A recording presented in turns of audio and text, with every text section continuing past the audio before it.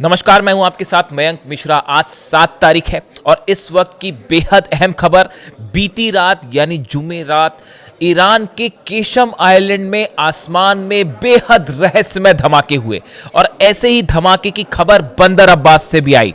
अब आखिर सवाल यह है, देखिए ये बात क्लियर हो चुकी है कि दोनों जगह धमाके हुए थे, लेकिन ये धमाके कैसे हुए, क्या इसके पीछे किसी तरह की स्ट्राइक थी और कैसे जुमेरात को अमेरिका की फोर्सेस को ईरान ने बहुत बड़ा झटका दे दिया है।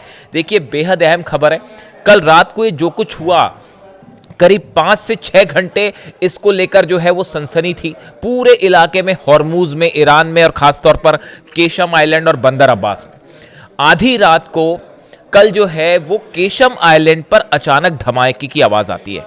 इसी तरह की आवाज बंदर अब्बास पे भी आती है, खास तौर पर केशम आइलैंड के आसपास। अब हुआ ये कि पहले इस तरह की खबरें जो हैं, ईरान के जो मीडिया आउटलेट्स हैं उन्होंने अपनी ये खबरें चलाई कि केशम आइलैंड में धमाके हुए हैं। हालांकि ये किसी ने नहीं कहा कि ये हमला है या नहीं है। कुछ देर बाद कुछ देर बाद ईरान की अथॉरिटीज की तरफ से बात कही गई कि केशम आइलैंड पे किसी तरह का कोई नुकसान नहीं हुआ है, यानी जमीन पर कोई चीज नहीं गिर पाई। ऐसे में सवाल उठने लगे कि आखिर ये अचानक केशम आइलैंड पर धमाके, आसमान में ये धमाके हुए थे, ये धमाके हुए कैसे?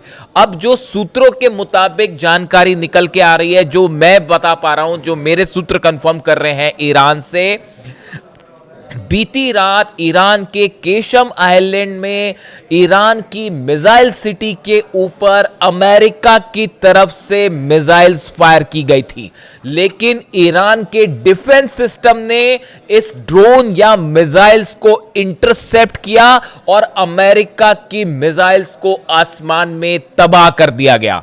देखिए ये बहुत अहम खबर है, जो जिस तरह से आप अगर 3-4 चीजों को एनालाइज करें तो आप समझेंगे कि ये एक नया ट्रेंड शुरू हो गया है पिछले करीब 10 दिनों के अंदर, जिसमें स्ट्राइक्स हो रही हैं, हमले हो रहे हैं, लेकिन कोई कुछ क्लेम नहीं कर रहा। जैसे पहले होता था कि ईरान की तरफ से हमले हुए, ईरान ने क्लेम किया, अमेरिका की तरफ से हमले हुए, अमेरिका ने क्लेम किया। लेकिन आजकल जो है अगर आप देखें, बड़ी रहस्यमय तरीके से हमले हो रहे हैं। कल इसी तरह का हमला जो है वो कुवैत और बहरीन में भी हुआ। दोनों जगह धमाके की आवाज आती है, इंटरसेप्टर्स फायर किए जाते हैं और ये कहा गया, कुवैत की तरफ से ये बात आई निकल के, बहरीन की तरफ से भी बात आई कि मिसाइल्स फायर हुई थी, हॉस्टाइल ऑब्जेक्ट्स जो है वो अंदर आए थे और जिसको हमने डिफेंस सिस्टम फायर किया, इसलिए धमाके की आवाज आई। जबकि हकीकत ये बता रही है कि बहरीन में 5th फ्लीट के ऑफिस पे कल फिर हमला हुआ है, दफ्तर पे फिर धमाके हुए हैं, जहां अमेरिका का 5वां बेड़ा है बहरीन में। इसी तरह की बात कुवैत को लेकर भी कही जा रही है, लेकिन ईरान ने भी कुछ क्लेम नहीं किया और इन कंट्रीज की तरफ से भी कोई सीधा एलिगेशन नहीं लगा। उसी रात को केशम आइलैंड पर हमले की कोशिश, देखिए जो जानकारी आ रही है मेरे मुताबिक, केशम आइलैंड के पास ईरान की मिसाइल सिटीज़ हैं। वो मिसाइल सिटी जिसमें बताया जाता है कि अंडरग्राउंड जो है वहाँ पर ईरान की कई मिसाइल्स हैं। ये मिसाइल्स यहाँ से निकाल के लॉन्च पैड पर लाई जाती हैं और वहाँ से फायर की जाती है। केशम आइलैंड वो जगह है जिस पर अमेरिका की हमेशा से नज़र है। बार बार केशम आइलैंड पर हमले होते हैं हॉर्मूज को कंट्रोल करने के लिए।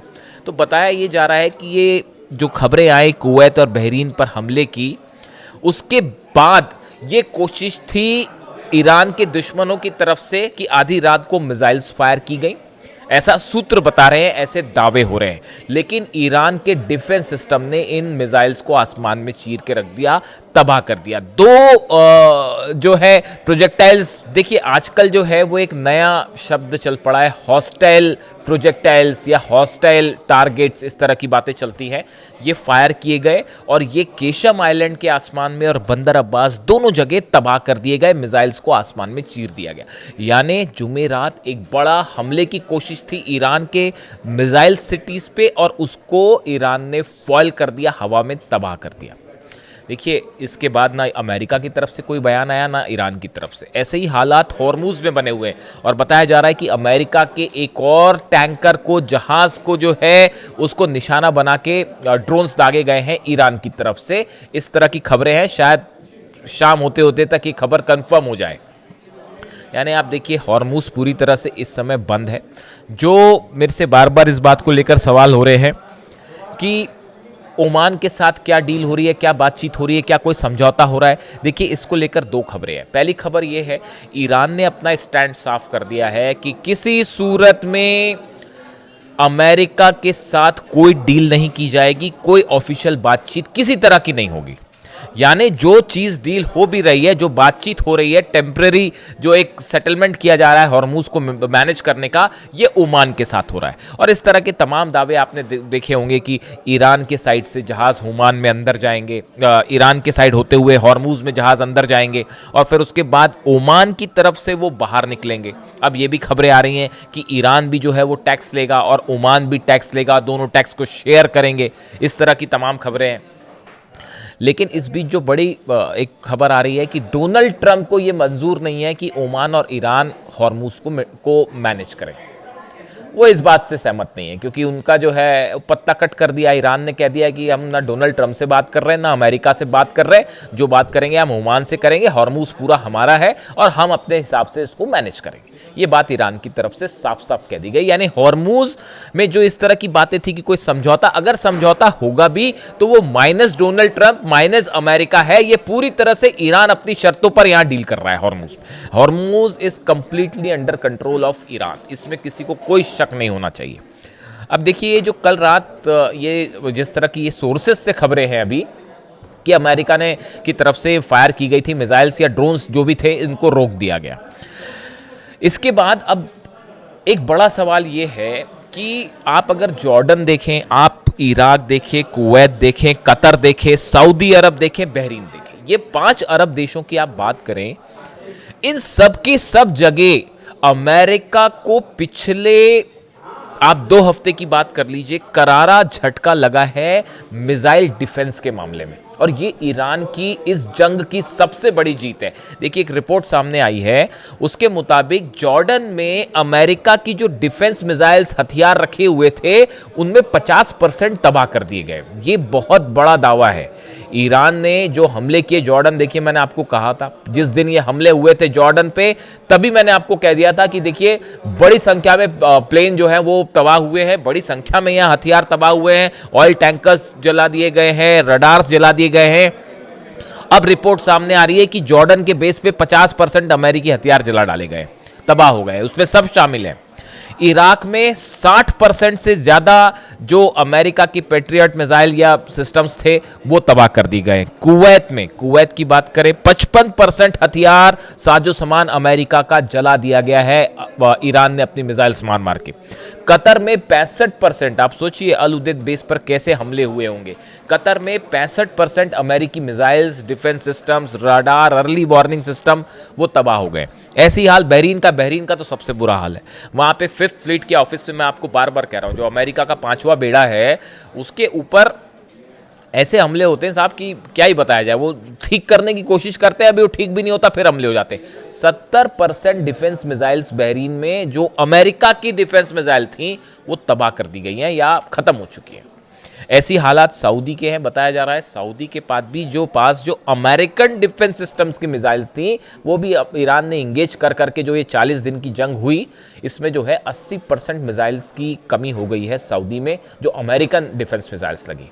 यानी आप देखें, इन सब देश की अगर आप बात करें, Jordan, Iraq, Kuwait, Qatar, Bahrain, Saudi, सब जगह ईरान ने वो मार मारी है कि यहाँ पर अपने जो बेस हैं वो मेंटेन करना मुश्किल हो गया। इसीलिए मैं आपको ये बात कह रहा था कि जो पिछली निर्देश आए मुस्तफा खामनेई साहब की तरफ से, उसमें यह बात साफ कर दी गई कि अब ईरान जिस मकसद से, जिस गोल से आगे चल रहा है, वो सिर्फ ये है कि अरब में अमेरिका के जितने बेसेस हैं वहां से अमेरिका के पैर उखाड़ने। ईरान ने ये बात तय कर ली कि देखिए न्यूक्लियर मुद्दे पर तो कोई बात ही नहीं हो रही, वो भूल जाइए, वो चैप्टर खत्म है। वो ईरान ना यूरेनियम पे बात करेगा, ना परमाणु मुद्दे पर बात करेगा, ना न्यूक्लियर डिसआर्मामेंट की बात, वो तो दूर छूट गई। अभी तो मामला हॉर्मूज में फंस गया है, क्योंकि हॉर्मूज में फंस गए डोनाल्ड ट्रंप। अगर हॉर्मूज नहीं खुला तो हाहाकार मच जाएगा। तो वो अभी पूरा जोर इसी पे लगा रहे हैं किसी तरह। पहले हॉर्मूज खुला हुआ था, ईरान पर जब हमला किया उसके पहले सब कुछ ठीक था, हॉर्मूज खुला हुआ था, खुद ने आके वहां पर बंद करवा दिया। अब हालात ये है कि अब उसको, जब ईरान ने अब गर्दन पकड़ ली है तो छटपटा रहे हैं और खोल नहीं पा रहे उसको। तो ईरान का आप देखिए स्टैंड कैसे चेंज हुआ। ईरान ने 2-3 चीज़ें कर दी हैं बड़ी अहम। एक तो उसने अपना गोल तय कर दिया है कि अमेरिका को अरब बेसों से खाली करवाना है, वापस भेजिए फोर्सेस, उसके बिना रुकेंगे नहीं। यही स्ट्रैटेजी अली खामनेई साहब की थी, जो पूरी तरह से अब अडॉप्ट कर ली है ईरान ने, आरजीसी ने, अहमद वाहिदी साहब ने। दूसरी स्ट्रैटेजी आप देखिए, जितने अरब देश हैं जो कि ईरान के खिलाफ अमेरिका की गोद में जा बैठे थे और जहां अमेरिकन फोर्सेस थी और अमेरिका को अपनी ज़मीन दे रहे थे हमला करने के लिए, भूलना मत इस बात को कि जो अली खामनेई साहब पर जो फाइटर जेट्स ने हमला किया ना, वो इन्हीं अरब देशों से टेक ऑफ कर रहे थे। वो अमेरिका से उड़ के नहीं आए थे, वो सिर्फ अमेरिकन जो बेसिस हैं अरब देशों के, यहीं से टेक ऑफ किए थे। तो ईरान ने तय कर लिया कि जितने अरब देश हैं, इनके जितने बेस हैं, इन पर रुक रुक के हमले जारी रखने हैं, जब तक ये ख़त्म करके अपना यहाँ से जो है निकल ना जाए अमेरिकन फोर्स, तब तक हमला करते रहिए। आप देखिए हर 2 दिन बाद हमले होते हैं। दुबई पर हमला हुआ, 60 ठिकाने पे ड्रोन स्ट्राइक थी। वो मतलब मेरे मुताबिक तो ड्रोन स्ट्राइक थी, अब यूएई की सरकार जो कहे, लेकिन उसका जो पैटर्न है, जो नुकसान हुआ है वहाँ पर जेबल अली पोर्ट पर, वो ये बता रहा है इंडस्ट्रियल एरिया पे कि साहब ये ड्रोन स्ट्राइक्स के निशान है। आप देखिए उसके 2 दिन बाद कल खबर आ गई कुवैत और बहरीन में फिर से हमले हो गए। इसके पहले जॉर्डन पर सरप्राइज अटैक हो गया था। बातचीत चल रही है, तो अब जो है ईरान ने कहा साहब ऐसा है, आपका ये सीज फायर जंग का तमाशा बहुत हुआ, अब हम आपको बताएंगे क्या करना और क्या नहीं करना है। यानी ये रुक रुक के अरब देशों पर हमले जारी हैं और ईरान ने तय कर लिया तब तक हमले करेगा जब तक ये बेस खाली करके अमेरिका निकल नहीं जाता। तीसरी बात, हॉर्मुज पर किसी तरह की बात अमेरिका से डील करने को ईरान तैयार नहीं है। अगर आपको ऐसी खबरें मिलती हैं कि पर्दे के पीछे से अमेरिका से बातचीत हो रही है या कुछ हो रहा है और कुछ अमेरिका के साथ डील हो रही है, ऐसा बिल्कुल नहीं है। जो कुछ ईरान तय कर रहा है अपनी शर्तों पे तय कर रहा है, और हॉर्मुज की हालत ये है, हॉर्मुज चोक है पूरी तरह से। अभी मैंने सऊदी की तो बात की ही नहीं। वो जो हूती ने हमले किए, हूती ने जो है, हूती का दावा है कि हमने 100 से ज़्यादा सऊदी अलाइंड जो फोर्सेस है, यमन की सेना और सऊदी की सेना जो है, इसके 100 से ज़्यादा सैनिक मार गिराए, ऐसा हूती का दावा है। 40-50 मौत तो कंफर्म भी हो गई हैं, लेकिन हूती का कहना है कि हमने 100 से ज़्यादा सेना मार दी है और उसमें कई सऊदी के अधिकारी भी मारे गए। इस पर हम अलग से फिर कभी बात करेंगे। ये बड़ा झटका है सऊदी के लिए। देखिए सऊदी इसीलिए मोहम्मद बिन सलमान जंग में अंदर नहीं जाना चाह रहे थे, लेकिन जैसा एक्सपर्ट्स बताते हैं कि अमेरिका के बहकावे में आके मोहम्मद बिन सलमान ने एंटर कर दिया। जो जहाज़ ईरान से आ रहा था, सना में लैंड हो रहा था, उस पर हमला कर दिया। उसके बाद अब देखिए जंग में अंदर आ गए, अब भागते रास्ता नहीं मिल रहा है। और अब 100 सैनिक, यमन की सेना के 100 सैनिक मारे गए और बताया जा रहा है कि उसमें अरब के कुछ अधिकारी जो हैं, सऊदी अरब के जो सेना के कुछ अधिकारी वहाँ गए थे, वो भी मारे गए। ऐसे भी दावे हो रहे हैं। तो इसमें बड़ी सारी चीज़ें काम कर रही। देखिए अंदर ही अंदर बहुत सारा डेवलपमेंट हो रहा है और ईरान ने बहुत ही एग्रेसिव अप्रोच ले लिया है। ये जो अलग से मैं बात करूंगा डिटेल में, जो सऊदी वाला मैटर हुआ है, जो हूतीज़ ने हमला किया है, बैलिस्टिक मिसाइल्स दागी गई हैं और ड्रोन्स दागे गए हैं। अंदर ही अपने यमन के अंदर ही हूतीज़ ने बैलिस्टिक और ड्रोन मिसाइल्स दागे हैं सामने वाली सेना पर, जो सरकारी सेना है उस पर, जो अरब जिसको मदद करता है, सऊदी मदद करता है। तो बैलिस्टिक मिसाइल बड़ी साधारण से रूप से है कि बात ईरान से सप्लाइड है ये मटेरियल, और ईरान से चर्चा करके ही हमला किया होगा। दूसरी बड़ी बात। तीसरी बड़ी बात, आपने सुना होगा थोड़े दिनों पहले कि जो यमन पर स्ट्राइक की थी सऊदी ने, उसमें 3 ईरान IRGC के 3 अधिकारी शहीद हुए थे, उनकी मौत हुई थी। अब सऊदी के अधिकारियों की मौत की खबर है, तो ये बदला वाली बात साफ देखी जा सकती साहब। ईरान ने अब बहुत ही एग्रेसिव अप्रोच ले लिया है और जिसका नतीजा है कि डोनाल्ड ट्रंप को ये समझ में नहीं आ रहा है कि बाहर कैसे निकला जाए। लेकिन देखिए एक बात इसके बीच में एक बात और करना बहुत ज़रूरी है। गज़ा में हालात बेहद ख़राब है। जो हमले हो रहे हैं इजराइल की तरफ से, उसमें लगातार जो है वहाँ पर मौत हो रही हैं, लोग परेशान हो रहे हैं। मैं एक बयान पढ़ रहा था, एरिका गुवेवारा रोसा, ये एमनेस्टी इंटरनेशनल के सीनियर डायरेक्टर फॉर रिसर्च, इनकी तरफ से कहा गया कि mass funeral held for 112 members of the Al Hassania and Abu Sharia families in Gaza city is a chilling illustration of a pattern of Israeli attack that have wiped out entire multi-generational families। जो 112 लोगों का एक साथ अंतिम संस्कार किया गया, दफनाया गया, उनका जनाजा निकला, जो इस तस्वीर ने पूरी दुनिया को हिला के रख दिया। और इनका ये कहना है, एमनेस्टी इंटरनेशनल की सीनियर डायरेक्टर जो है, इनका ये कहना है कि ये बताता है कि किस तरह से इज़राइल ने हमलों में गज़ा में किस तरह से हमले कर कर के कई जनरेशन्स को जो है वो नुकसान पहुंचाया है, उनको ख़त्म किया है। वो आगे वो ये भी कह रहे हैं, Israel must urgently allow access to Gaza for UN bodies and independent human right investigation to preserve evidence in the line with the International Court of Justice orders. यानी इंटरनेशनल कोर्ट ऑफ जस्टिस के जो order हैं उसके तहत UN की जो organisation है इनको गज़ा में अंदर जाने दिया जाए।